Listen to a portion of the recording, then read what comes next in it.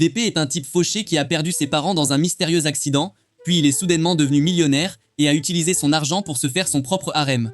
Teppei est un type cool dont la vie tournait autour de la vie avec ses parents et des leçons régulières d'escrime. Un jour, lors d'une légère séance d'entraînement avec son père, il a commencé à discuter de ses projets d'avenir quand sa mère est intervenue et a failli casser le visage de son mari car elle voulait juste leur faire savoir que le petit déjeuner était prêt. Là, ils ont vu un reportage sur une attaque à la française de la Révolution contre des riches quand il a dit à ses parents de ne pas s'inquiéter car ils ne sauraient jamais ce que c'est que d'avoir les poches pleines, ajoutant qu'il n'avait même pas d'argent pour survivre et qu'il pourrait facilement gérer le fait d'être volé. Si la situation se présentait, il s'est alors levé pour aller à l'école et s'est faufilé avec le scooter. Mais sa mère l'a attrapé et lui a dit de prendre le vélo. Ils lui ont dit au revoir, et ce fut la dernière fois qu'il les vit. Quelques mois plus tard, il a fini de rendre hommage à leur tombe et regarder la ville quand une calèche a explosé, et il a croisé le regard de la princesse dont la personnalité devrait être aussi grande que son mec. Plus tard, Teppei est en route pour son grand-père Isshin, quand il remarque une calèche avec une blonde à l'arrière et un groupe de gars qui la poursuivent, alors il décide d'intervenir en faisant du farming d'aura avec sa moto, alors qu'il poursuit les voyous. Pendant ce temps, la fille dans la calèche, Charlotte, perd la tête de panique alors que son serviteur Alfred la rassure qu'elle ira bien, car il essaye d'éviter leur poursuivant à tout prix. Teppei, quant à lui, descend la colline jusqu'à être directement au-dessus d'eux, après quoi il descend sur la route pour les rattraper, pendant qu'un des jeunes hommes brise la vitre de la calèche pour tenter d'enlever Charlotte. Elle est encore plus effrayée jusqu'à ce qu'elle aperçoive Teppei de l'autre côté, et qu'il lui dise qu'il fait quelque chose pour l'aider. Il parvient à s'approcher de la voiture, quand l'un des voyous essaye de le frapper avec un bâton, lui faisant perdre l'équilibre. Il continue d'esquiver leurs coups jusqu'à ce qu'il saute dans la voiture avec eux et soit attrapé par l'un des voyous. De l'autre côté, Alfred cherche un endroit où se cacher et heurte accidentellement la voiture du criminel avec l'arrière de sa voiture, provoquant la colère d'un des voyous qui tire, tout cela pendant que Teppei essaye de jouer les héros même s'il est tenu en joue. Alfred en a assez de ces salauds, alors il arrête de conduire le chariot et saute devant eux et commence à les frapper devant Teppei. Mais le chariot s'effondre d'une manière ou d'une autre avec Charlotte qui s'y accroche de toutes ses forces. Teppei décide de la sauver de la mort en sautant vers la calèche et en lui prenant la main pour la soulever. Mais la calèche heurte le bord de la route et ils finissent par tomber ensemble dans la forêt, laissant le conducteur seul avec Alfred qui décide de se suicider en punition d'avoir agressé un membre de la famille Hydrolink. Teppei reprend conscience et réalise qu'ils sont enfin en sécurité dans la forêt. Charlotte se réveille un peu plus tard, mais elle souffre d'amnésie temporaire car tout ce dont elle se souvient, c'est qu'il descendait rapidement la route de montagne. Elle lui dit alors son nom pour prouver qu'elle se souvient de son identité et qu'elle n'est pas devenue complètement amnésique. Quand Teppei partage son nom, il réalise assez vite qu'elle l'a trompé en prétendant être temporairement amnésique et elle exprime qu'elle lui fait confiance parce qu'il l'a protégée dès leur rencontre. Après avoir retrouvé son vélo accidenté, Teppei rencontre Alfred et découvre qu'il avait loué une nouvelle voiture pour la ramener chez elle. C'est pourquoi Charlotte part rapidement pour éviter d'être grondée. Mais elle n'oublie pas de lui donner un rapide bisou sur la joue qui le fait rougir jusqu'à ce qu'il reçoive un message téléphonique et se souvienne qu'il devait rentrer rapidement pour récupérer ses bagages. Teppei se rend ensuite chez son grand-père et se voit refuser l'entrée par les gardes malgré ses tentatives pour les convaincre qu'il est le petit-fils du propriétaire. Ils décident de le signaler à la police car ils ont trouvé des armes à feu et des épées dans son sac, mais sont surpris quand Isshin lui-même apparaît et leur dit que Teppei est un invité. Teppei demande si l'accident de ses parents était un acte criminel ou un accident, ce à quoi Isshin lui répond que c'était un accident et lui demande ce qu'il fera s'il trouve le coupable. Après avoir appris les intentions de Teppei de les venger, le grand-père le prévient qu'il vivra dans un cycle sans fin de chagrin et de souffrance. Se mettant en colère, Teppei lui demande s'il a été triste pour sa fille morte, mais Isshin ignore la question et change de sujet pour demander pourquoi il était en retard et est arrivé avec des vêtements sales. Quand il dit la vérité sur le fait d'avoir sauvé quelqu'un, il éclate de rire parce qu'il s'était fait du mal pour sauver quelqu'un d'autre. Isshin se rend ensuite à sa propre fête et présente Teppei à ses invités comme l'héritier du groupe d'entreprise Arima de la famille, le surprenant totalement et provoquant des rires moqueurs chez certains invités car il était dans un état pitoyable. Isshin annonce que Teppei a sauvé quelqu'un, et apprenant que cette demoiselle en détresse n'était autre que la princesse Charlotte, Isshin serre Teppei dans ses bras, fier que son petit-fils ait sauvé une princesse de haut rang, faisant réaliser à Teppei qu'elle n'était pas juste une fille ordinaire. Après s'être reposée et avoir changé de vêtements, Teppei est toujours en colère à l'idée d'hériter du groupe Arima et exprime son désir de vengeance. Isshin révèle enfin son plan. Il y a un groupe de personnes qui ne veulent pas qu'il ait d'héritier et qu'il a délibérément déclaré Teppei comme le véritable héritier afin de forcer leur ennemi à apparaître, qui est très probablement la personne qui a causé la mort des parents de Teppei. Il demande ensuite à Teppei de rassembler autant d'alliés et d'amis que possible pour se protéger, ne lui laissant d'autre choix que de suivre le conseil et de rejoindre les autres invités à la fête. Il passe un peu de temps à essayer de connaître les employés de l'entreprise jusqu'à ce qu'un homme grand nommé Osun apparaisse devant lui, qui est apparemment son escorte personnelle qui présente TP à sa jeune fille nommée Maria. Après cela, Ishin entre dans la salle de bal et toute l'atmosphère change à cause de son aura. Dès que Hassan et Maria partent, les invités se pressent à nouveau autour de lui jusqu'à ce qu'il ne puisse plus les éviter, alors il prend une pause dans sa chambre. Là, la femme de chambre nommée Yu lui apporte de l'eau pendant qu'il la regarde, car il ne s'attendait pas à ce qu'une fille comme elle travaille comme femme de chambre pour un perdant comme lui. Alors qu'il est dehors par la fenêtre, il aperçoit quelqu'un s'entraîner à l'épée, ce qui l'enthousiasme suffisamment pour qu'il prenne ses bagages et se précipite dehors. La fille qui s'entraîne à l'épée n'est autre que Sylvia, la fille aînée de Hassan. Elle est surprise de trouver Tepei derrière elle, admirant ses compétences, ce qui lui donne l'avantage, alors elle l'attaque sans avertissement. En réponse, il sort son épée en bois et leur duel commence et se poursuit jusqu'à ce qu'Ishin les arrête. Il souligne qu'ils doivent se reconnaître puisqu'ils ont duellé, et Tepei est surpris d'apprendre que Sylvia est sa fiancée, montant dans la Bugatti de son grand-père. Tepei a l'impression d'être malmené à cause de tous les changements soudains dans sa vie, c'est pourquoi il confond la poitrine de Yu avec un oreiller de voyage et s'endort. Ishin vient la voir lui demandant si elle est contrariée par les changements depuis qu'il l'a adoptée quand elle était jeune et l'a fait travailler pour eux. Elle répond qu'elle est reconnaissante et se demande s'il y avait un accord préalable avec Sylvia pour attirer Tepei dans un combat. Ishin admet qu'il veut répéter ce qu'il a fait avec sa fille, mais Taipei devra prendre ses propres décisions et suivre son propre chemin. Après leur retour à la maison, Taipei se réveille pour réaliser qu'il avait dormi tout le trajet sur la poitrine de Yu, alors il s'excuse avant de pouvoir regarder l'immense manoir où il allait séjourner, le laissant trop stupéfait pour parler. Demandant à Taipei de se reposer et chargeant Yu de s'occuper de lui, Ishin part tranquillement. Taipei entre dans le manoir pour trouver une armée de femmes de chambre à son service. Malgré sa nervosité, il essaye de se ressaisir et de gérer la situation en demandant à être appelé par son nom au lieu de maître. Yu répond que quelque chose comme ça serait impossible et insultant pour lui avant de le guider vers sa chambre, qui est non seulement spacieuse, mais contient également tout ce dont il pourrait avoir besoin. Elle l'informe qu'elle vit dans la petite maison d'à côté et qu'il devrait la contacter par téléphone s'il a besoin de quoi que ce soit. Pépé était allongé sur son nouveau lit, ne réalisant toujours pas ce qui lui était arrivé au cours des 24 dernières heures, car il avait rencontré 2 filles, en avait sauvé une d'un terrible accident, et avait découvert que l'autre était sa fiancée. Bientôt, il lui vient à l'idée d'amener Yu dans sa chambre pour en savoir plus sur ses fiançailles avec Sylvia, car il doit obtenir sa permission avant d'accepter le mariage. Yu lui dit que Lord Ishin veut le meilleur pour tous les deux, et que Sylvia était originaire d'une famille noble et une épéiste experte. Il pose plus de questions sur son caractère car il a ressenti une profonde tristesse en jouant de l'épée avec elle et se demande si elle pourrait refuser de l'épouser. Le lendemain, Tepe va à l'école tandis que l'armée de femmes de chambre lui dit au revoir et le suit jusqu'à ce qu'il monte dans sa voiture de luxe et quitte le manoir avec Yu, qui porte étonnamment une tenue différente des autres. En chemin, Tepe voit une moto passer et exprime son désir d'enfant d'aller à l'école en moto. Mais Yu dit non, car il ne devrait pas mettre sa vie en danger, alors il ment en disant qu'il a de l'expérience en moto. Plus tard, il est encore plus choqué de découvrir qu'il étudiera désormais à l'académie Shihoi, où le président de cette immense et luxueuse école l'attend déjà. Incapable de croire qu'il étudiera maintenant à l'académie des riches, Taipei a l'impression que tous les regards sont tournés vers lui, car apparemment son nom de famille est très populaire parmi les familles nobles, ce que tout le monde a repéré grâce au logo sur sa voiture. Il devient nerveux et se précipite à l'intérieur pour échapper au regard de tout le monde, poussant enfin un soupir de soulagement quand il est seul. Il cherche autour de lui jusqu'à ce qu'il heurte accidentellement le visage d'une de ses camarades. Il s'excuse immédiatement de ne pas avoir été assez attentif, mais elle remarque que son front est rouge à cause de l'impact et se moque de lui parce qu'il ne sait pas se protéger même s'il est un homme. Puis son ami Erika les rejoint et lui dit que la personne qu'il vient de bousculer est la présidente du club social de l'académie, Sika, jusqu'à ce que leur troisième ami Ayano les emmène. Quand Tepei se relève, Sika remarque que sa chemise est déboutonnée et le prévient qu'il pourrait enfreindre le code vestimentaire de l'académie. Il admet qu'il est un nouvel étudiant, c'est pourquoi elle se présente avant de prévoir nonchalamment de le rencontrer dans le hall plus tard. Après leur départ, Yu l'emmène rencontrer la présidente de l'académie. Après avoir été accueilli par la présidente avec une chaude poignée de main, Taipei est rejoint par tout le personnel de l'académie, ce qui le fait se demander pourquoi il reçoit un traitement aussi spécial. Yu répond que c'est parce que son grand-père Ishin fait don d'une grande partie des profits à l'académie chaque année. Donc la vie à l'intérieur de l'académie est très luxueuse. Tepi réalise qu'il aura du mal à s'intégrer et à s'habituer à cette atmosphère stressante où tout le monde le regarde partout où il va et le traite avec une adulation exagérée, et il décide qu'il doit quitter cette académie. Alors qu'il est assis distraitement en classe, un camarade de classe l'approche et se présente comme Nezu, voulant être son ami.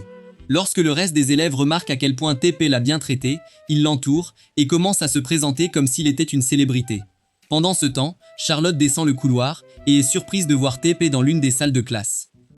Elle est heureuse de voir qu'ils vont dans la même académie, c'est pourquoi elle se faufile dans la salle de classe, se glisse derrière lui et lui met les mains sur les yeux pour lui faire deviner qui elle était, mais il ne reconnaît pas sa voix. Elle essaye de lui faire se souvenir et il la reconnaît instantanément en voyant son visage. Elle le remercie de l'avoir sauvé ce jour-là et s'apprête à le serrer dans ses bras quand il se retrouve dans une situation malheureuse devant tous les élèves, juste au moment où Sylvia entre dans la salle de classe et trouve son fiancé dans une position compromettante avec la princesse. À ce moment-là, Ayano réalise que Teppei vient non seulement d'une famille riche, mais aussi prestigieuse, alors elle rattrape Psycho sur tout ce qu'elle sait de lui. Elle est furieuse que personne ne lui ait dit depuis le début qu'il était un membre de la famille et décide d'essayer de le rencontrer à nouveau pour lui livrer un message important. Ensuite, Teppei et Charlotte s'assoient ensemble au club social et elle lui dit que c'est un endroit pour se faire des amis. Quand elle lui pose des questions sur Sylvia, il accepte qu'elle est sa fiancée et qu'il a senti que ses sentiments étaient blessés quand elle les a vus ensemble en classe. Charlotte propose de la chercher et d'expliquer la situation afin que cela n'affecte pas sa chimie avec elle. Elle le prend par la main et l'emmène voir Sylvia qui s'entraîne à l'escrime dans le gymnase de l'académie.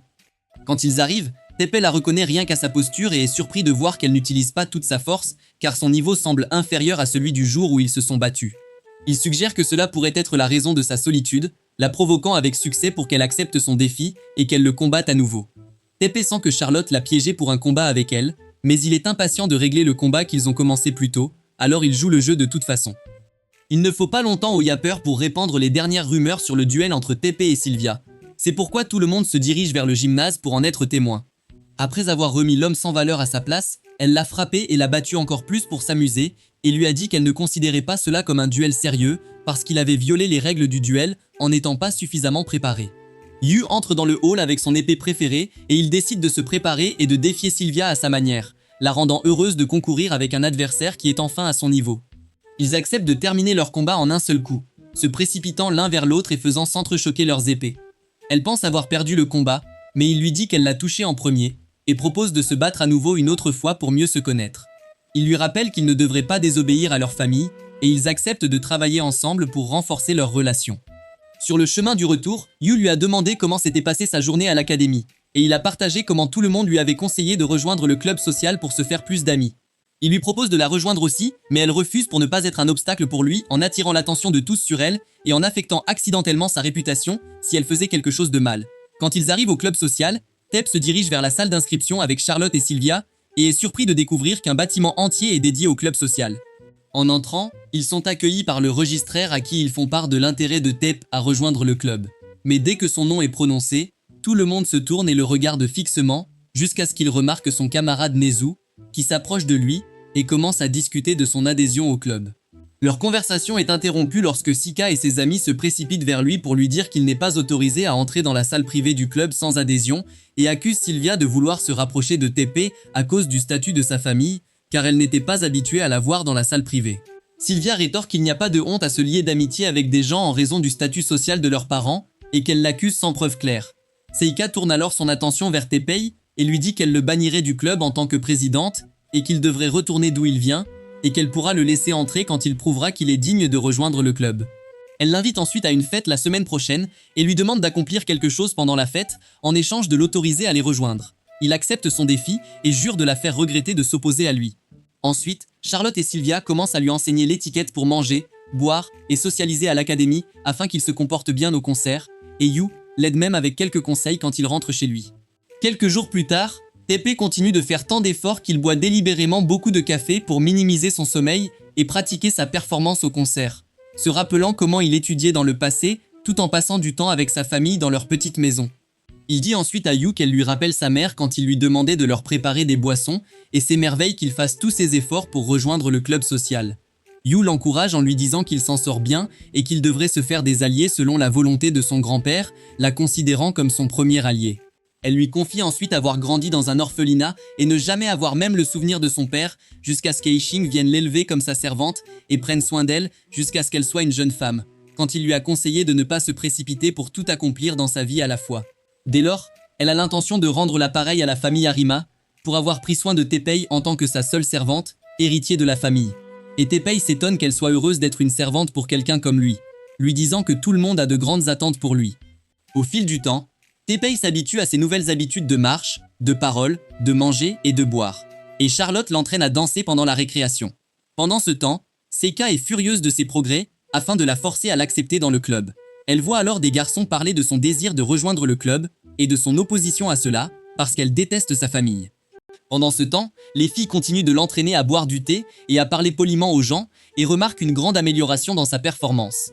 Et Yu se sent rassuré qu'il y ait enfin des gens qui se soucient de lui et l'aident à s'améliorer. Une semaine plus tard, Tepp, Charlotte et Sylvia se préparent enfin à assister à la fête et Tepp est impatient de leur montrer les résultats de leur travail acharné. Il rencontre Seika et ses amis qui lui conseillent de faire demi-tour s'il ne peut pas accomplir sa tâche à l'intérieur. Dès qu'ils entrent dans la salle de bal, Nezu l'accueille chaleureusement comme d'habitude et reste près de lui pendant toute la durée de la fête. Puis Seika accueille les participants, annonce le début de la fête et souhaite à tout le monde de passer un bon moment. Après cela, Seika continue de surveiller Teppei tout le temps pour voir comment il interagit avec les autres tout au long de la fête. Lors du segment de danse, il exécute la danse qu'il a pratiquée toute la semaine avec Charlotte, et les choses se passent bien. D'un autre côté, Saika observe la situation et est contrariée par ce qu'elle ressent pour Teppei. Après la fin de la fête, elle exprime son admiration pour sa capacité à améliorer son comportement en peu de temps, et ils pensent tous qu'elle l'accepterait enfin comme membre du club social. Mais ils sont surpris quand elle lui dit qu'il devra participer à tous les événements et célébrations pendant 2 semaines, et sera responsable de recevoir les invités. Et en fonction de sa performance, elle décidera s'il deviendra ou non un membre officiel du club. Quelques jours plus tard, Sika joue à s'habiller pour impressionner dans sa chambre en concevant une robe et en réfléchissant à sa forme, son design et ses couleurs, tout en faisant les 100 pas comme une grand-mère essayant de terminer ses pas quotidiens. Pendant ce temps, Teppei est de l'autre côté du manoir, rêvant de sa nouvelle moto que Yu lui a fait faire sur mesure dans les usines Arimas. Il se rend à l'académie et s'assoit avec ses amis, réfléchissant à la façon dont il pourra divertir des invités lors d'une immense fête puisqu'il ne l'a jamais fait auparavant, et que tout ce qu'il savait sur les fêtes provenait de ses pathétiques fêtes d'anniversaire. Quand il remarque que Seika est en retard pour les préparatifs de la fête, il critique délibérément son comportement devant ses amis pour être en retard, alors qu'elle est la présidente du club. Erika lui dit qu'il n'a pas le droit de se moquer d'elle, car elle passe son temps à peindre, étant la propriétaire de la marque de mode Himo et concevant elle-même tous les vêtements. Sylvia ajoute que sa famille possède le magazine Saint-Rose, où elle présente et publie ses créations, et Teppei comprend la raison de son arrogance et de son ego, sans quoi il aurait pu la respecter. Quand Saika apparaît devant lui et l'entend parler d'elle en son absence, elle décide de compter sur les efforts de Nezu lors du prochain concert et dit à Teppei qu'elle n'a pas besoin de lui, ce qui amène Nezu à se vanter devant eux qu'il assistera au défilé de mode Saint-Rose demain. Seika le gifle et lui dit qu'elle lui demande seulement d'être mannequin pour le défilé et qu'ils organisent une autre fête à l'académie le soir. Sur le chemin du retour, Teppei se demande pourquoi Seika le déteste, ou peut-être déteste-t-elle son nom de famille. Yu suggère qu'il demande à son grand-père Ishin, alors il décide d'aller à son palais pour lui poser la question. Ishin lui demande d'abord quelle est sa relation avec Sylvia, et il répond qu'il préférerait écarter l'idée de leur mariage, pensant qu'ils sont mieux en tant qu'amis. Puis Teppei lui demande ce qu'il sait de Sika. Le lendemain matin, Teppei est en classe, frustré de savoir qu'elle le déteste tellement qu'il ne peut même pas la regarder. Il est alors surpris par Nezu qui s'approche de lui, marchant comme un zombie d'épuisement, car il a attrapé un rhume en venant à l'académie. Mais il a décidé de lutter contre la maladie pour pouvoir assister au défilé de mode et a bientôt senti les symptômes de la fièvre augmenter dans son corps après avoir éternué un éternuement arc-en-ciel jusqu'à perdre connaissance. Après la fin de la journée d'école, Nezu s'est réveillé et se sentait mieux car il avait presque dormi une journée entière. Teppei suggère à Nezu de l'accompagner au défilé de mode pour s'assurer qu'il va bien, mais Nezu promet qu'il ira bien, puis il commence à divaguer sur Sika et sa dépendance totale à son égard jusqu'à ce qu'il manque d'énergie pour parler et s'évanouisse à nouveau. Teppei se rend ensuite au défilé de mode à l'hôtel Elgronde et décide d'essayer de changer la mauvaise opinion que Saika a de lui, tandis que Nezu passe le reste de la journée au lit à se tordre de douleur. Plus tard, le concert commence par un discours de Saika, qui est surprise de trouver Teppei dans le public. Elle va en coulisses et lui demande pourquoi il est là, et il lui explique que Nezu était malade et qu'il n'a pas eu le temps de trouver un remplaçant. Quand vient le moment pour elle de monter sur scène, elle découvre qu'elle n'a pas le choix et doit compter sur lui, le prévenant qu'elle causera sa mort s'il fait une erreur pendant le spectacle, puis elle se dirige vers la scène pour présenter ses dernières créations. Ensuite, elle et Teppei vont à une interview avec un journaliste qui demande à prendre leurs photos ensemble. Pendant l'interview, Saika commence à le taquiner pour ses erreurs afin de pouvoir le frapper sous la table. Le journaliste lui demande s'il est membre du club social de Saika, et il répond franchement qu'il n'a pas encore obtenu son approbation car il n'est pas assez bon pour y adhérer. Et Saika lui tape le pied avec son talon et précise qu'elle ne l'a pas rejeté. Le journaliste lui demande ensuite son impression sur Saika à l'académie. Et cette fois, elle le frappe avant même qu'il ne puisse répondre, déclenchant une violente bataille de pieds invisible sous la table. Il répond alors qu'elle est du genre discret, mais qu'elle est trop chef, réagissant parfois de manière excessive et provoquant des conflits au sein du club. Saika est outrée par ces allégations contre elle et est surprise quand il dit que tout le monde la suivait finalement parce qu'il savait combien elle travaillait dur et était toujours concentrée sur son devoir de présidente, et admire sa capacité à faire différentes choses en même temps en tant que designer, mannequin et étudiante dans l'une des académies les plus prestigieuses. Bien qu'elle soit heureuse de ses paroles à son sujet pendant l'interview, elle l'informe qu'il a perdu le défi de prendre la relève après l'interview. Il se souvient alors de ce que son grand-père lui avait dit hier sur les raisons pour lesquelles elle détestait leur famille. Il a dit que l'agence de publicité de son grand-père appartenait à Arima, et pendant l'essor économique, il est devenu tellement obsédé par le travail qu'il a négligé sa famille. Il a fini par être trompé par sa femme, qui est en fait la grand-mère de Sika, alors il l'a mise à la porte, a intenté un procès contre elle, et a décidé de rompre tous les liens entre lui et l'entreprise de sa famille. Il lui a ensuite demandé si sa famille avait vraiment refusé de vendre une partie de l'inventaire de son entreprise parce qu'il était de mauvaise qualité. Et elle lui a dit que son grand-père était délirant car la valeur marchande de leur entreprise était faible, et que tout ce qui se passait maintenant était en fait la faute de son grand-père. Elle jure de publier tout ce qu'elle sait sur son entreprise dans son magazine et d'annoncer sa stupidité managériale au monde entier. Teppei lui tend une enveloppe et lui demande de regarder à l'intérieur. Elle découvre qu'il est devenu consultant pour le groupe d'entreprise Arima et lui dit qu'il a supplié son grand-père hier d'accepter un tel poste, qu'il veut s'excuser auprès de sa grand-mère et qu'il jure d'aider à améliorer la réputation de l'entreprise maintenant qu'il a pris un poste important au sein de l'entreprise. Puis il la regarde droit dans les yeux et lui demande de mettre de côté leurs différends familiaux et d'aller de l'avant, puisqu'elle le détestait pour quelque chose qu'il n'avait pas fait, et bien qu'il ait réfléchi à quoi faire, il se sent mal à l'aise, mais il vendrait tout le stock de ses marchandises dans les entrepôts de son entreprise. Seika est heureuse qu'il essaie d'améliorer sa relation avec elle et lui demande une réduction la prochaine fois. Elle ne le soulagera pas de sa tâche d'organiser les prochaines fêtes, mais elle réduira la durée à 1 semaine au lieu de 2. Le lendemain, ses amis sont impressionnés quand il leur raconte ce qui s'est passé la nuit dernière et qu'il a finalement gagné Saika. Et il décide de faire quelque chose de grand, maintenant qu'il fait partie du monde des riches, tandis que Saika est assise dans sa chambre, se sentant mieux et pouvant penser à de nouvelles créations et dessins pour elle. Projet avec un esprit clair. Le lendemain, Charlotte est en route pour l'académie quand elle pense à utiliser quelque chose dans son sac. Mais elle le remet rapidement dans le sac après qu'Alfred l'ait remarqué. D'un autre côté, Tep est assis oisivement dans sa voiture jusqu'à ce que Yu lui dise qu'il a bien fait avec Seika hier.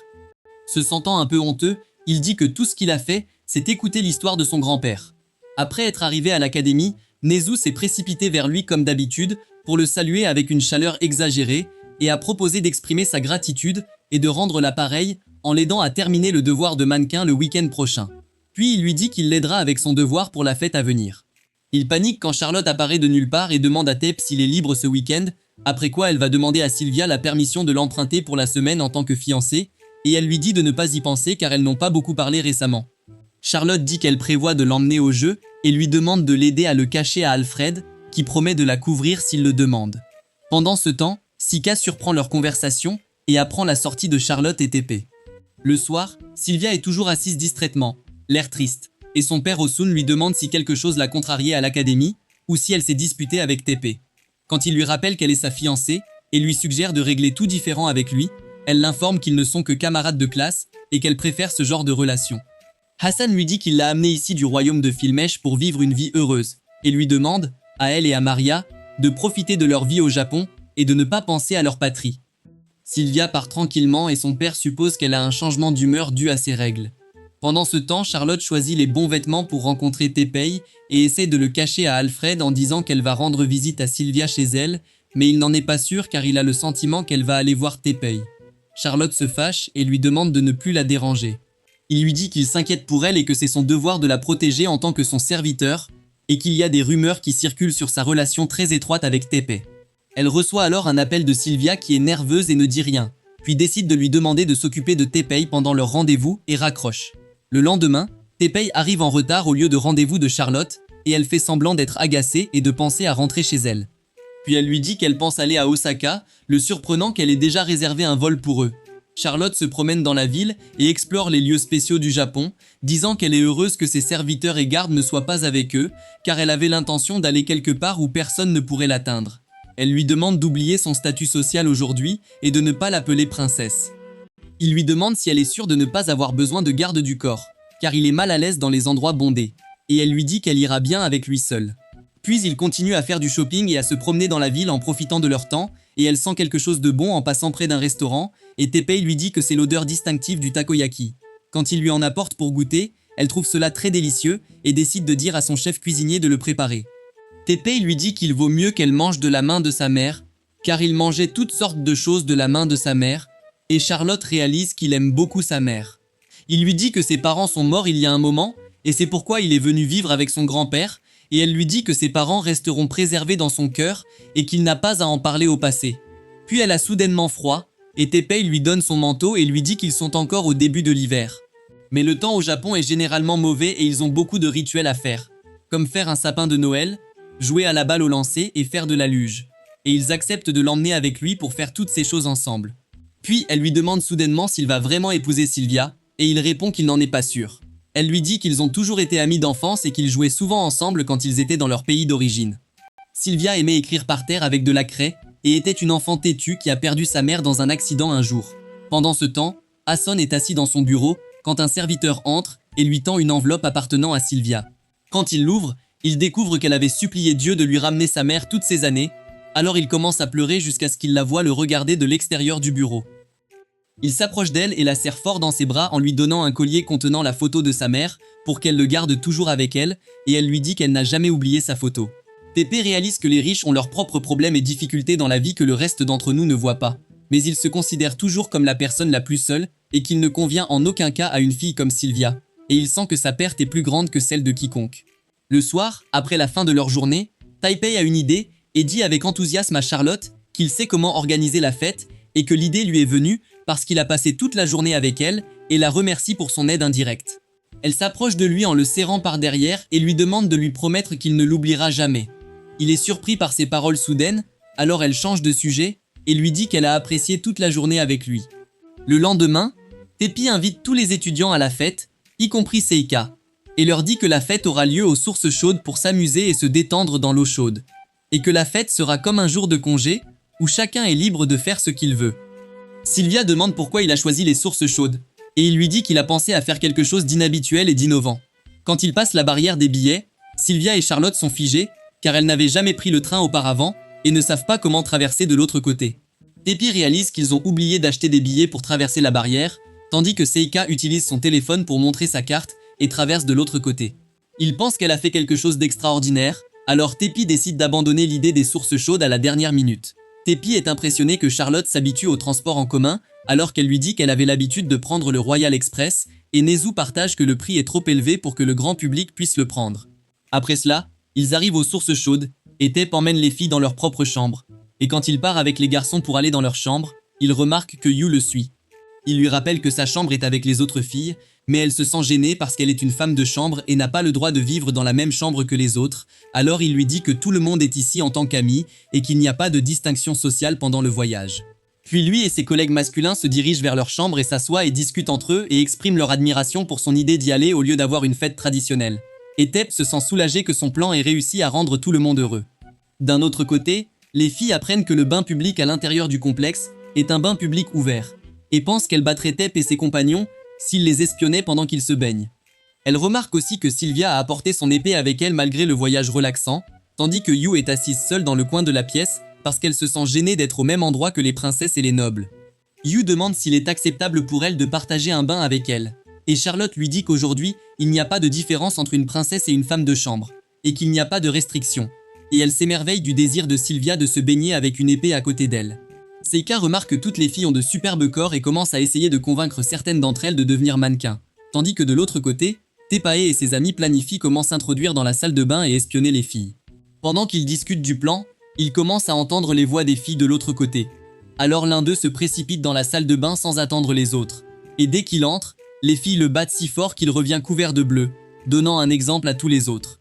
Quant à ce qui arriverait s'ils essayaient de s'introduire dans la salle de bain, au fil du temps, ils remarquent que le temps commence à changer et à devenir plus frais en raison de la proximité de la salle de bain avec les montagnes. Et Teppei décide de mettre en œuvre un plan alternatif pour espionner les filles à l'intérieur de la salle de bain. Les garçons continuent de ramper vers le bain à moitié nus tout en s'émerveillant de la densité excessive du brouillard à l'approche du bain. Puis Taepi et Nezu sont surpris par l'un d'eux qui passe sous terre par un trou caché dans le sol, et Taepi se met en colère de perdre ses collègues un par un. Quand il se retourne pour continuer son chemin vers le bain avec Nezu, il découvre qu'il est tombé dans un trou lui aussi où il se retrouve seul. Le soir, les filles sont assises à regarder le ciel, et quand elles voient une étoile filante, Saika suggère que chacune d'elles fasse un vœu. Elle voit alors une autre étoile filante apparaître dans le ciel, mais celle-ci se dirige vers elle, et elle réalise bientôt que c'est Tepe, après qu'il soit tombé dans l'un des pièges sur le chemin du bain, et qu'il soit tombé directement dans l'eau.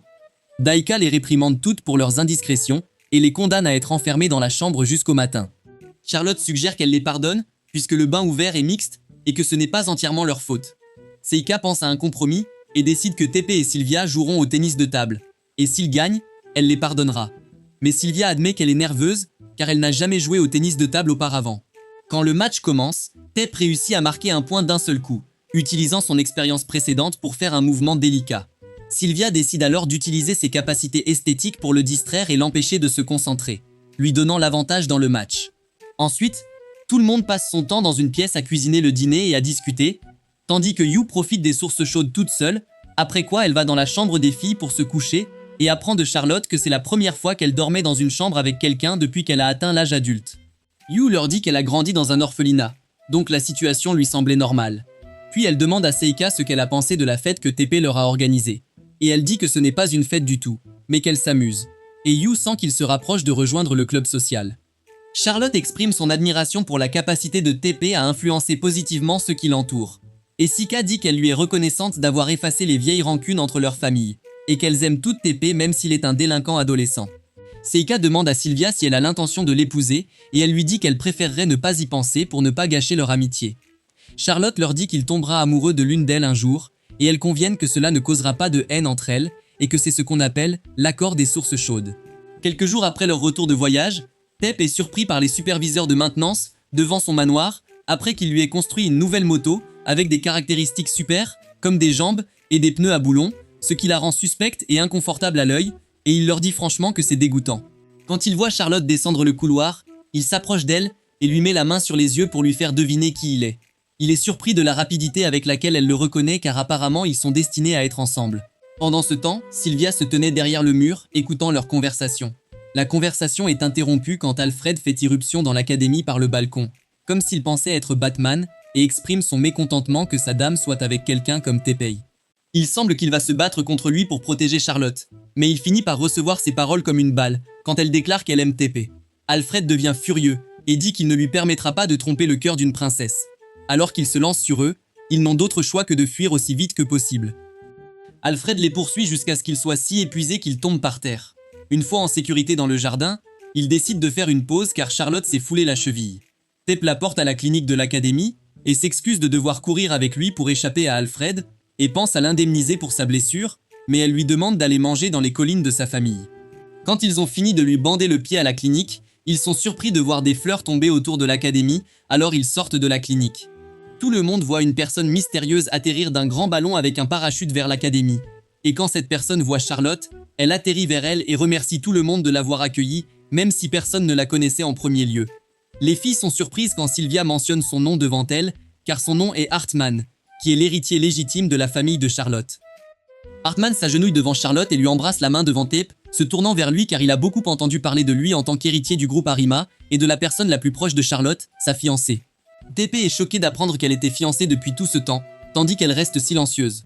À la fin de la journée, il remercie Saika de lui avoir fait visiter l'académie et dit à Tepe qu'il le rencontrera plus tard pour convenir d'un accord commercial pour le groupe de société de sa famille.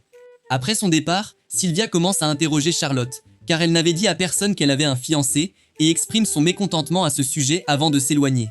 D'autre part, Charlotte est surprise que malgré ce qui s'est passé, Tepe se souvienne encore de leur repas dans les collines et accepte qu'il l'appellera bientôt. Ensuite, Sylvia s'assoit pour réfléchir, et après avoir fini de se laver, elle entend son père parler fort au téléphone, semblant en colère à propos de quelque chose.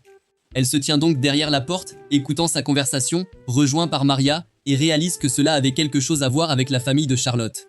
Le lendemain, Charlotte entre dans la salle du club social et se demande pourquoi Sylvia est seule. Sylvia lui demande s'il y a quelque chose qu'elle voulait lui dire, tandis que Charlotte pense qu'elle est toujours en colère à propos de la dissimulation de sa relation avec Hartman et s'excuse. Sylvia dit qu'il s'agit d'armes nucléaires fabriquées entre les frontières de leur pays, et Charlotte répond qu'elle ne savait rien du travail de son père. Sylvia spécule que cela pourrait être l'œuvre d'un autre pays qui veut ruiner la relation entre les deux pays. Leur conversation est interrompue lorsque Seika les rejoint et leur dit qu'elle a tout entendu et promet de garder le secret entre elles. Après que Charlotte quitte le club, elle reçoit un étrange message de TP, lui disant qu'il l'attend dans les collines d'Arima pour lui dire quelque chose d'important. Le soir, TP réserve une chambre dans l'un des hôtels de haut rang et y rencontre Hartman, réalisant que Hartman veut rencontrer son grand-père et lui dit qu'il est à l'étage. En partant, il remarque une étrange femme avec lui, tandis que de l'autre côté, Charlotte reçoit des messages de son téléphone avec l'heure et le lieu de leur rendez-vous. Hartman s'assoit alors avec Lord Ishin et demande à son assistante Joséphine de les laisser seuls. Quand il dit qu'il veut discuter d'armes avec lui, Ishin lui dit d'attendre un peu car quelqu'un d'autre va se joindre à la discussion. Puis Hassan les rejoint pour servir de médiateur alors qu'ils discutent du plan conjoint entre les trois pays. Et il s'avère qu'il existe des pays qui visent à construire des armes nucléaires près des frontières des pays flamands et Earthlink, et ils visent à fabriquer ces armes pour se protéger afin de déclencher une guerre entre les deux pays quand ils le souhaitent. Ishun reproche à Hartman de permettre à ces pays de faire cela et de leur donner l'opportunité de planter leurs armes à la frontière. Et quand Hartman essaye de s'excuser pour cela, il lui dit que sa vie est en danger et qu'il n'est pas improbable qu'il soit bientôt interrogé. Pendant ce temps, Charlotte essaie de s'échapper de sa maison pour aller aux collines d'Arima avant qu'Alfred ne la rattrape. Elle parvient à monter dans un taxi et à s'échapper avant qu'il ne la rattrape à la dernière minute, et les discussions se poursuivent de l'autre côté sur la manière d'empêcher les armes nucléaires d'exploser. Chez Hasson, Sylvia apprend de Maria que Hasson est allé rencontrer Ishin à son hôtel et qu'il lui a demandé d'aller chez Tepei. Charlotte arrive à l'hôtel, et quand elle entre dans la chambre, elle ne trouve personne. Elle semble propre et personne n'y séjourne. Tepei reçoit une notification sur son téléphone et quand il la voit l'appeler plus d'une fois, il la rappelle. Soudain, tout l'hôtel perd l'électricité avant que Charlotte ne puisse décrocher son téléphone pour répondre à son appel. Un message suspect arrive sur son téléphone et il réalise que Charlotte a été enlevée par des inconnus. Et à ce moment-là, une armée de mercenaires se prépare à prendre d'assaut l'hôtel et à accomplir sa mission. La bande profite de la panne de courant et pénètre dans l'hôtel et prend un grand nombre d'otages parmi les clients de l'hôtel jusqu'à ce qu'un groupe d'entre eux atteigne l'endroit où se trouvent Ishin et ses alliés. Hartman est choqué de voir son assistante Joséphine qui est derrière tout cela. Joséphine lui reproche de ne pas être prudent avec les gens qui lui sont proches et d'être trompé est sa seule faute, tandis qu'Ishin parvient à communiquer secrètement avec Yu et lui dit qu'il va bien et qu'il n'est pas nécessaire de l'impliquer, elle et Tepei, dans une telle bataille. Yu et Tepei commencent à passer des appels pour s'assurer que le reste des entreprises et des groupes de la famille n'a pas été cambriolé. Et ils réalisent que l'hôtel a été isolé après que ces systèmes se soient mis hors ligne, et ils ne peuvent obtenir aucune information sur la situation là-bas, alors Yu leur demande de le signaler à la police. Pendant ce temps, un groupe de mercenaires fait irruption dans la chambre de Charlotte et la saisit, lui disant qu'ils n'ont pas l'intention de lui faire de mal et qu'ils sont venus dans un but précis. Mais certains d'entre eux ne cessent de la regarder et ne peuvent s'en empêcher. Quand elle demande pourquoi ils ont fait irruption dans l'hôtel et l'ont enlevé, leur chef répond que certaines personnes sont en conflit avec la famille Arima et veulent ruiner leur réputation. Et tant qu'elle ne se mettra pas en travers de leur chemin, ils ne lui feront pas de mal. Avec le temps, la nouvelle commence à se répandre dans tout le pays, et Charlotte est surprise en voyant le bulletin d'information à travers un petit appareil avec un mercenaire, et il s'avère que le grand-père de Seika a été celui qui a diffusé la nouvelle pour informer les autorités et la police de ce qui se passait. Pendant ce temps, Tep est dans son manoir avec Yu et est surpris de trouver une pièce dans le manoir pleine d'ordinateurs. Et toutes les femmes de chambre dirigées par Yu travaillent pour pirater le système de l'hôtel afin d'obtenir des informations sur le gang. Après un travail acharné, Yu parvient à reprendre le contrôle des caméras de surveillance. Et Tepei voit que Charlotte est ligotée dans une pièce seule tandis que son grand-père, son fiancé et le père de Sylvia sont dans la salle de conférence, mais les images s'estompent bientôt après que les ordinateurs aient été infectés par un virus par le gang. Tepei décide d'aller sauver tout le monde, surtout Charlotte, mais Yu le prévient que la situation est dangereuse car ils n'ont aucune information sur le nombre de membres du gang ou leurs objectifs, et elle pense qu'elle ira à la police si quoi que ce soit arrive. Tepei n'a d'autre choix que d'utiliser la moto étrange avec des jambes humaines. Et le personnel de maintenance s'enthousiasme qu'il ait enfin décidé de l'essayer pour la première fois. Alors qu'il s'apprête à partir, Sylvia s'approche de lui et lui demande de l'accompagner à l'hôtel. Dès qu'ils sortent de la porte du palais, un groupe de membres du gang les suit et commence à leur tirer dessus. Et Sylvia essaie de bloquer les balles avec son épée. Puis, il reçoit un appel de Yu pour lui dire qu'il doit appuyer sur un bouton bleu sur la moto en cas de danger, et quand il le fait, cela fait lancer des missiles par les deux jambes du vélo sur les criminels, et il parvient à les toucher, soulagé aussi d'avoir éliminé les jambes avant d'entrer dans la ville. De l'autre côté, Charlotte se demande quel bien pourrait résulter de la dégradation de la réputation d'Arema, et le chef du gang lui raconte son histoire, qu'il est né dans une famille pauvre et regardait le manoir imposant de la famille Arima en face de sa petite maison sale. Et quand il se compara à eux, Il trouva qu'il vivait lui-même en enfer, alors il voulut rendre leur vie infernale pour qu'il ressente ce qu'il avait ressenti depuis son enfance. Teppei et Sylvia se faufilent dans l'hôtel par le garage de stationnement et trouvent certains des membres du gang ivres de l'alcool stocké en bas. Elle contacte Yu et lui dit qu'elle a réussi à effacer le virus des ordinateurs et qu'elle reprendra le contrôle des caméras de surveillance pour lui faire connaître le nombre de personnes dans toutes les pièces. Quand ils réalisent où se trouvaient Grand-Père et Charlotte, ils entrent et commencent à attaquer soudainement les membres du gang. Bientôt, les autres sentent leur présence et sont directement attaqués par une pluie de balles qui leur tombe dessus. Ils n'ont donc d'autre choix que de battre en retraite et de trouver un autre itinéraire. Puis, ils se retrouvent encerclés par des forces de police spéciales et leur chef lui dit que son nom était Katoyama et qu'ils sont venus arrêter le gang et secourir les otages. Il est surpris d'entendre des feux d'artifice dehors et quand il regarde du balcon, il trouve un grand bus aligné devant l'hôtel et une fanfare en sort. Puis il voit un hélicoptère garé au-dessus de lui et Sika apparaît. Et il s'avère que c'est elle qui a amené le bus et la fanfare pour distraire le gang et aider Teppei à secourir Charlotte, mais Joséphine s'en rend vite compte et décide de recourir au plan B. Quand Hartman essaie de la confronter, il l'attaque et la jette au sol. Quand il demande à Hassan et Ishin de profiter de l'occasion pour s'échapper, elle lui tire dessus. Pendant ce temps, Charlotte discute avec le chef mercenaire malveillant pour le convaincre qu'être riche n'a rien à voir avec le fait d'avoir grandi pauvre. Il lui dit qu'elle ne pourra jamais imaginer ce qu'était sa vie d'enfant et se moque de sa tentative de parvenir à un compromis satisfaisant avec lui, disant que sa vie sera toujours misérable et qu'elle ne parle que de son point de vue parce qu'elle est riche et n'a jamais goûté à la pauvreté. Épée et Sylvia sautent dans l'hélicoptère et Saika les assure qu'elle pourra contrecarrer les plans du gang en utilisant ses chanteurs. Yu, d'autre part, parvient à reprendre le contrôle du système de défense de l'hôtel et décide d'encercler les membres du gang et de bloquer toutes les sorties de l'hôtel pour les piéger d'une part et la police d'autre part. Sylvia saute alors que l'hélicoptère approche du toit de l'hôtel et se débarrasse des membres du gang qui étaient là pour ouvrir la voie à l'atterrissage de l'avion, tandis que Joséphine est furieuse que Hartman ait été inclus dans son plan après s'en être débarrassé. Puis elle décide de prendre le corps de Hartman et de s'enfuir, mais Osen est curieux de lui demander le motif de cette opération. Et elle lui dit que son objectif principal était de le mettre dans une situation embarrassante et de perdre du temps, puis elle ordonne à tout le monde de se retirer, et alors le commandant mercenaire dit à Charlotte qu'il partirait après avoir terminé de truquer tout l'hôtel avec des explosifs. Teppei et Sylvia remarquent que tout le monde a disparu et qu'il n'y a plus d'ennemis quand Yu lui dit qu'elle a réussi à restaurer le système de l'hôtel. Quand ils rejoignent Ishan et Hassan, Teppei s'interroge sur Hartman, et Hassan lui dit qu'il est mort, ce qui rend Charlotte furieuse et inquiète, raison pour laquelle il se précipite pour la sauver avant qu'il ne soit trop tard. À ce moment-là, Charlotte est allongée sur le lit, ligotée, et pense à ce que le chef mercenaire lui a dit, jusqu'à ce qu'elle entende la voix de Tepp l'appeler dehors, et quand il la rejoint, il la serre fort et est soulagé de la trouver saine et sauve. Mais ses traits changent rapidement en tension quand elle lui dit qu'ils avaient piégé l'hôtel avec des explosifs avant de partir.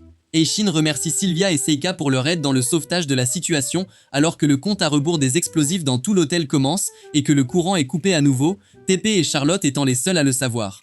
Yu découvre qu'il y a plusieurs bombes disséminées dans l'hôtel et qu'elles doivent les désamorcer dans l'heure, et dit à Ishin et aux autres qui sont sortis de l'hôtel que Teppei et Charlotte sont toujours à l'intérieur.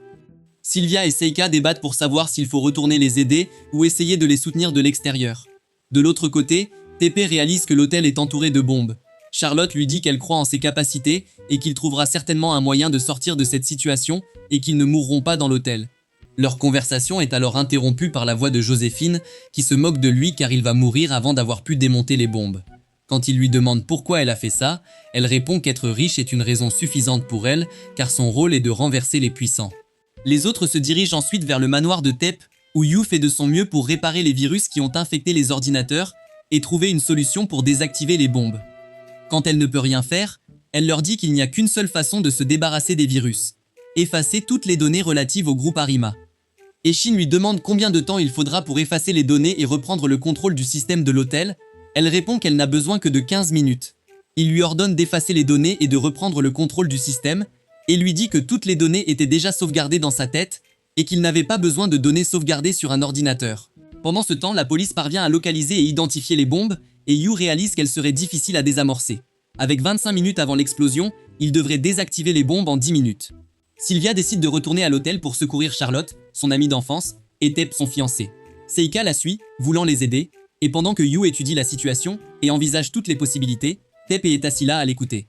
Elle lui demande alors de désamorcer la dernière bombe, située loin à l'intérieur de l'hôtel, et la police n'aura pas assez de temps pour l'atteindre. Elle commence alors à effacer toutes les données relatives au groupe Arima, puis le courant est coupé dans tout l'hôtel. TP et Charlotte commencent à se diriger vers l'emplacement de la bombe et rencontrent deux des membres du gang restés derrière. Avec des pensées malsaines envers Charlotte, TP les attaque et continue son chemin. Arrivé sur place, ils trouvent la porte verrouillée et ne peuvent l'ouvrir de manière traditionnelle. Yu lui demande alors de trouver une solution pour la forcer, car c'est le seul moyen d'accéder à la bombe. TP essaie alors de la pousser de toutes ses forces, mais en vain, la porte résistant à un tremblement de terre de magnitude 9 sur l'échelle de Richter. De l'autre côté, Sylvia et Seika sont en route pour l'hôtel, et Seika se souvient de ce qu'elle a dit plus tôt, que TP est son fiancé, et lui dit que c'est une violation de l'accord des sources chaudes que toutes les filles avaient conclu auparavant. Sylvia lui dit qu'elle ne sait pas ce qu'elle ressent vraiment pour lui, mais qu'elle ne veut pas revivre les mêmes sentiments qu'elle a eus à la mort de sa mère, où elle n'a pas pleuré mais s'est sentie triste et a prié pour elle du fond du cœur. Siko réalise qu'elle est amoureuse de lui et lui dit qu'elle l'aime aussi, même s'il la met toujours en colère, et Sylvia l'envie d'être capable d'admettre ses sentiments si ouvertement. Pendant ce temps, Tep essaie d'ouvrir la porte pendant que Charlotte s'amuse à l'encourager comme s'il était à un match de basket contre les Lakers, alors il lui demande de l'aider un peu et est surpris de la trouver utilisant une tronçonneuse. Elle lui dit qu'elle l'a trouvée dans la remise à outils à côté d'eux et ils parviennent à découper un trou dans la porte et à passer. De l'autre côté, Hason et Ishin pensent à informer le Hazardling King du décès de Hartman, le fiancé de sa fille. 15 minutes plus tard, Yu parvient à se débarrasser du virus et reprend le contrôle du système de l'hôtel. Alors que TP et Charlotte approchent du site de la bombe, ils sont accueillis par un criminel malveillant qui leur pointe son arme et leur tire dessus sans hésitation. Pendant ce temps, une série de bombes sont désamorcées par la police. Sylvia parvient à trouver une autre bombe et Sika l'avertit de couper les fils au hasard et qu'elles doivent choisir entre couper le fil bleu ou rouge. De l'autre côté, TP défend Charlotte de la balle du criminel et se demande pourquoi il n'a pas suivi le reste du gang. Il lui dit qu'il a décidé de rester quand il a su qu'il était là pour sauver la princesse, étant l'héritière légitime du groupe. Et tout cela lui donne l'impression d'avoir une épine dans la gorge. Et bien que le chef leur ait ordonné de ne pas lui faire de mal, il a décidé de lui tirer dessus. TP dit à Charlotte de se mettre à couvert et lui dit qu'il ira bien. Juste à ce moment-là, le criminel tire à nouveau sur eux. Et TP le bloque avec son épée en bois à moitié cassée, puis se précipite sur lui et lui assène un coup de poing dévastateur au visage, le mettant à terre. Pendant ce temps, Sylvia réfléchit à quel fil couper pendant que Seika tient la bombe dans ses mains avec seulement 20 secondes avant la détonation et quand elle a peur qu'elle explose pendant qu'elle la tient, elle la jette et alors Sylvia prend sa décision et coupe le fil rouge, désamorçant la bombe. TP quant à lui n'a que 10 secondes pour désamorcer la dernière bombe, il n'a donc d'autre choix que de la jeter dans un endroit sûr. Il la prend donc et se précipite vers la sortie des poubelles dans les salles de bain et la jette là. Et elle explose sans rien endommager. Et Yu se sent soulagé du succès de leur mission pour sauver tout le monde et se débarrasser des bombes sans aucun dommage. Ishin la félicite pour ses efforts alors qu'elle lui dit qu'elle n'avait rien fait par rapport aux autres qui avaient fait beaucoup d'efforts. Sylvia doit dire à Charlotte que son fiancé est mort en essayant de défendre son père et Ishin, et elle leur dit qu'elle n'est pas triste de cette nouvelle car elle ne l'a jamais aimé, mais elle est fière de lui car il est mort en défendant les autres. Puis elle part après l'arrivée de son chauffeur personnel à l'insu d'Alfred, et sur le chemin du retour, il s'avère que le chauffeur était Hartman lui-même, son fiancé, et qu'il est toujours vivant. Après le départ de Charlotte, Ishin et les autres arrivent et remercient tout le monde d'avoir protégé l'hôtel et sauvé tout le monde. Quand il demande Charlotte, on lui dit qu'elle est partie dans sa voiture, et il dit qu'Alfred est en route pour la ramener à la maison. Tout le monde est choqué et pense que quelqu'un a enlevé Charlotte alors qu'elle est assise dans une voiture, enlevée par Joséphine en collaboration avec Hartman qui est toujours vivant. TP se sent en colère d'avoir échoué à protéger Charlotte malgré sa grande confiance en lui, et soupçonne que le gang qui a fait irruption dans l'hôtel est celui qui l'a enlevé. Et puis ils découvrent tous que Hartman est celui qui l'a enlevé après avoir simulé sa mort, et Ishin réalise qu'il était derrière l'incident depuis le début et les a tous trompés. Taepae décide d'aller la secourir seule, mais Hason lui interdit de se mettre en danger car ils n'ont aucune information sur le gang ou leur localisation, alors Taepae pense à tous ses souvenirs d'elle et se sent impuissant de ne pas pouvoir l'aider même s'il sait qu'elle a été enlevée. Le lendemain, il ne peut pas terminer sa journée d'école normalement sans Charlotte, alors il prend sa moto et se dirige vers la forêt où il l'a rencontrée pour la première fois. De l'autre côté, Charlotte reprend conscience et se retrouve à l'intérieur d'un train à grande vitesse avec Hartman assis devant elle et lui dit qu'il a tout fait pour attirer Tape, le détruire, puis devenir l'héritier légitime de sa famille. Il réalise qu'il était derrière tout ce qui s'est passé à l'hôtel Arima. Il lui dit qu'il a essayé de rembourser sa dette à Ishin en lui prenant tout et en l'humiliant devant le monde entier. Puis il s'est échappé et l'a laissé sous la garde de quelques cinglés aux idées malsaines, alors elle a pensé à en tirer parti et les a fait la détacher sans effort. Pendant ce temps, Yu parvient à la localiser après avoir appris qu'un train a été volé par un inconnu. Le soir, Teppei rentre au manoir et trouve Seika qui l'attend, connaissant ses pensées sur le sauvetage de Charlotte. Elle le réprimande pour ses pensées négatives, puis s'approche soudainement de lui et l'embrasse. Ils sont alors surpris par Sylvia qui apparaît devant eux. La voyant, elle lui dit qu'il est devenu pathétique dernièrement, puis le défie en duel. Elle lui annonce que Charlotte se dirige vers la Russie et que sa première étape sera Azerlink, et elle jure de la sauver. Ensuite, Teppei s'assoit dans sa chambre, impuissant, jusqu'à ce qu'il trouve Yu debout à côté de lui, le regardant. Il est alors surpris quand elle le prend dans ses bras et lui tapote la tête comme un bébé, lui disant de ne pas perdre espoir ni d'abandonner trop vite, et qu'ils ont encore une chance de sauver Charlotte. Pendant ce temps, Hartman réfléchit distraitement à ce qu'il doit faire pour faire tomber la famille Arema, tandis que Charlotte s'occupe avec les membres du gang et apprend qu'il se dirige vers la Russie. Elle s'énerve et leur dit qu'elle a besoin de prendre une douche. Leurs yeux s'illuminent à cette idée et ils lui suggèrent de prendre une douche dans leur salle de bain. Entre-temps, Sylvia décide de rentrer chez elle. Son père lui suggère de rester au Japon et de s'occuper de Maria, mais elle insiste pour retourner sauver Charlotte et lui dit que Teppei a l'intention de faire de même. Elle demande à sa sœur de voyager à Flemicher, mais elle est surprise quand Hassan accepte de voyager avec sa sœur en échange de son retour au Japon après la fin de la mission de Sylvia. Pendant ce temps, pendant que Charlotte prend sa douche, Joséphine entre et l'attaque car elle est jalouse des pensées de Hartman. Elle va ensuite le voir et il lui ordonne de divulguer des informations sur le train et sa direction afin que Teppei morde à l'hameçon et vienne sauver sa petite amie. Teppei va rencontrer son grand-père Ishin chez lui et lui donne une enveloppe contenant de l'argent. Teppei est surpris qu'il lui donne 1 million de yens si facilement et dit que c'est la première fois qu'il voit une telle somme, car les gens normaux doivent travailler des mois pour la collecter. Ishin lui demande ce qu'il ferait s'il recevait 6 millions de yens d'un coup.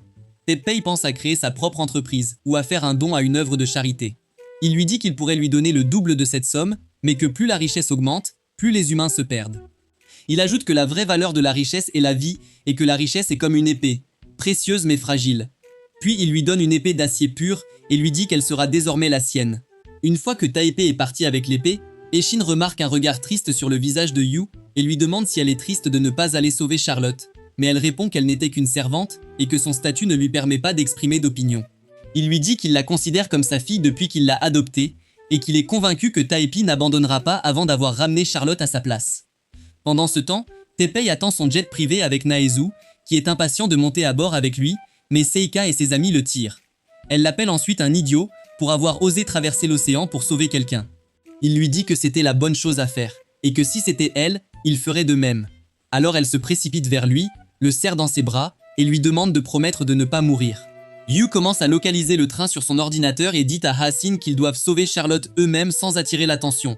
Sinon cela deviendra une affaire internationale, tandis que Teppei pense qu'il est le seul à pouvoir la sauver. De l'autre côté, Hartman réalise que Teppei et ses compagnons ont mordu à l'hameçon après avoir reçu les informations qu'il avait divulguées sur le train, tandis que Charlotte s'ennuie d'être dans le train depuis longtemps et essaye toutes sortes d'amusements.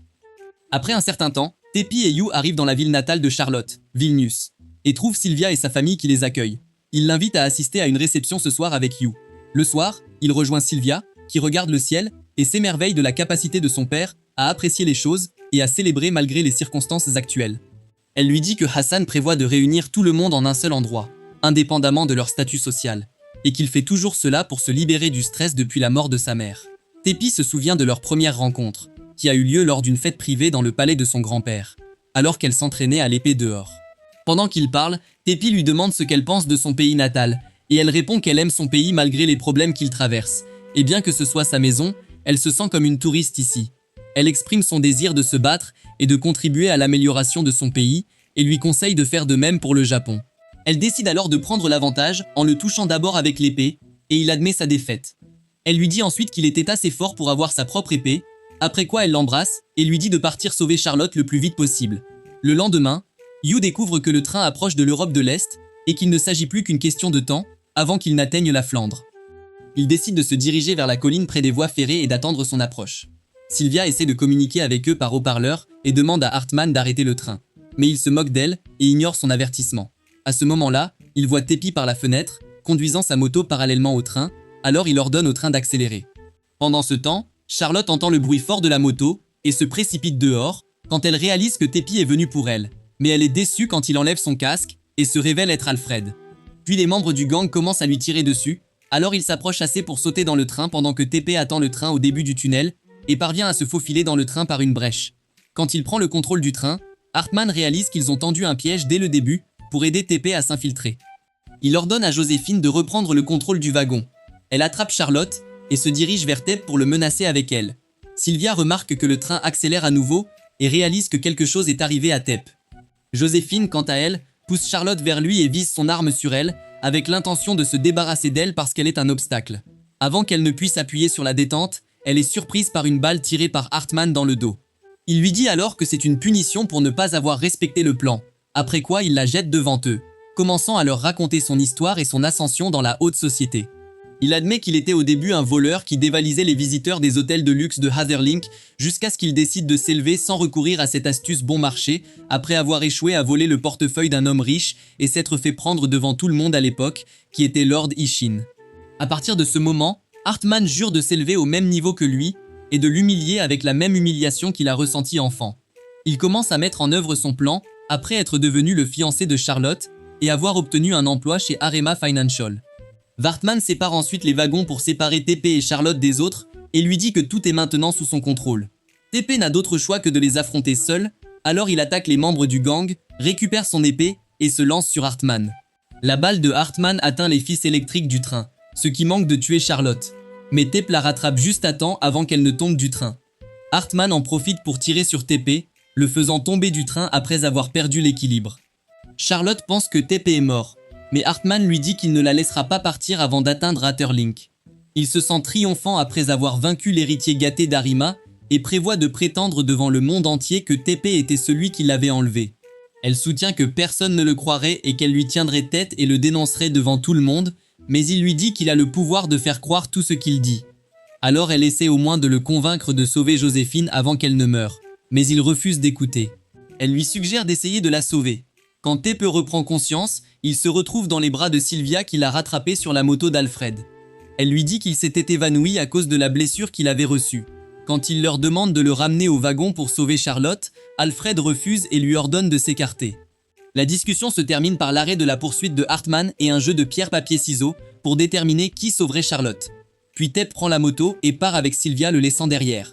Pendant ce temps, Charlotte réfléchit à ce qu'elle peut faire pour sauver Joséphine quand elle est surprise d'être rejointe par les membres du gang qui lui disent qu'ils veulent aider car ils ont étudié à l'école de médecine avant de rejoindre le monde des gangsters, tandis que Yu guide Tepei vers le train. De l'autre côté, les membres bienveillants du gang parviennent à mettre Joséphine sous respirateur. Et Charlotte leur demande curieuse pourquoi ils ont arrêté leurs études, à quoi l'un d'eux répond qu'il ne pouvait pas payer ses études. Pendant qu'il parlait, Charlotte est surprise d'entendre un membre du gang dire qu'il a vu Tepei près du wagon. Alors Hartman ordonne à ses partisans de lui tirer dessus, et Charlotte essaye de les arrêter jusqu'à ce que Tepei parvienne à s'approcher suffisamment du train. Puis il demande à Sylvia de prendre le relais de la moto et saute dans le train, promettant de revenir après avoir secouru Charlotte, puis de séparer son wagon du reste des wagons, quand l'un des bons membres du gang remarque que le wagon s'est soudainement arrêté et réalise que quelqu'un les a séparés. Pendant ce temps, Charlotte essaye de s'échapper de Hartman du mieux qu'elle peut, mais il la poursuit, la trouvant ridicule car il n'y a aucun moyen de s'échapper dans cet espace limité, jusqu'à ce qu'il trouve Tepei derrière lui tenant son épée. Il dit qu'il ne sera sauvé par personne cette fois, et qu'il ne survivra pas à la mort inévitable de sa main. Puis il pointe son arme sur lui et lui dit qu'il a réfléchi à ce qu'il lui avait dit plus tôt au sujet de l'incident où son grand-père l'avait insulté lorsqu'il essayait de voler. Il clarifie que son grand-père n'avait pas l'intention de l'insulter à ce moment-là, mais voulait qu'il réussisse dans sa vie. Hartman s'emporte et lui dit que c'est ce que disent toujours les riches. Il lui tire une balle sans le toucher et le prévient que la prochaine lui logera dans le front. TP insiste qu'il connaît la pensée de son grand-père et qu'il pensait sincèrement qu'il prendrait le bon chemin après cette situation. Il lui demande de réfléchir à pourquoi il est là et de trouver quelqu'un qui tient à lui pour l'aider à avancer, comme ses amis l'ont fait. Hartman furieux fait exploser les wagons, affirmant qu'il ne sera pas vaincu par un des hommes d'Arima. Tepei est choqué quand il lui révèle, avant de s'échapper du feu qu'il a provoqué, la mort de ses parents, car il était après la fille d'Eishin. Tepei se souvient de ce que Charlotte lui avait dit, qu'ils ne sont pas morts et vivraient dans son cœur pour toujours. Il lui dit qu'il ne lui pardonnera jamais avant de dégainer son épée et de l'attaquer, lui faisant tomber son arme. Il le frappe violemment et lui ordonne de recommencer sa vie et de vivre dignement avant que le wagon n'explose. Ils sautent tous, laissant Tep et Charlotte surpris d'atterrir derrière Sylvia, qui les a rattrapés à moto. Alfred intercepte Hartman conduisant un tracteur et le jette à la mer. Hartman réalise alors que Tep avait raison. Charlotte se précipite dans les bras de Tep pour le remercier de l'avoir sauvé devant Sylvia, très gêné par cette démonstration. Plus tard, Psycho informe les membres du club social que la mission est réussie et que tout le monde va bien. Pendant ce temps, Joséphine reprend conscience dans un lit et trouve Hartman endormi à ses côtés. Le lendemain, Saika organise une réception spéciale à l'académie pour TP et ses amis, puis le prend par la main, l'éloigne de Charlotte et va danser avec lui. TP est satisfait que ses choix de vie l'aient mené à être accueilli par tous, entouré de nombreux amis, et que ses parents seraient fiers de ce qu'il est devenu. Se sentant vivre un miracle, il danse avec tous ses amis, y compris Yu, qui a aussi trouvé sa place dans ce groupe.